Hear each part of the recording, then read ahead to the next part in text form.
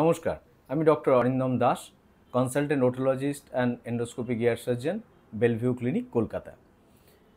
যে সমস্ত পেশেন্টরা আমাকে ফেসবুকে বা হোয়াটসঅ্যাপে ফলো করেন এবং তাদের অনেক কোশ্চেন্স অনেক সময় আমরা পাই যে এই এন্ডোস্কোপিক ইয়ার সার্জারিটা কী এবং কিভাবে করা হয়। এন্ডোস্কোপিক ইয়ার সার্জারি কানের অপারেশনের একটি যুগান্তকারী নতুন মাধ্যম, যেটার থ্রু দিয়ে কানের পেছনে কাটার কোনো প্রয়োজন পড়ে না। কানের ছিদ্রের মধ্যে দিয়েই একটি সরু রড লেন্সের মাধ্যমে এই অপারেশন করা হয়ে থাকে।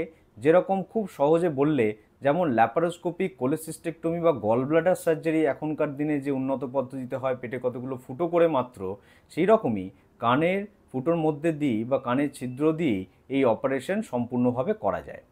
এখন নর্মালি এই অপারেশন করতে আধ ঘন্টা থেকে 1 ঘন্টা বা কখনো কখনো 1.5 ঘন্টা পর্যন্ত সময় লাগে, যেরকম রোগ থাকে তার উপরে ডিপেন্ড করে। তো ফলে মাইক্রোস্কোপিক এয়ার সার্জারি থেকে অনেক কম সময়ে এবং দ্রুত সুস্থ হওয়া সম্ভব এই এন্ডোস্কোপিক এয়ার সার্জারির মাধ্যমে। নমস্কার।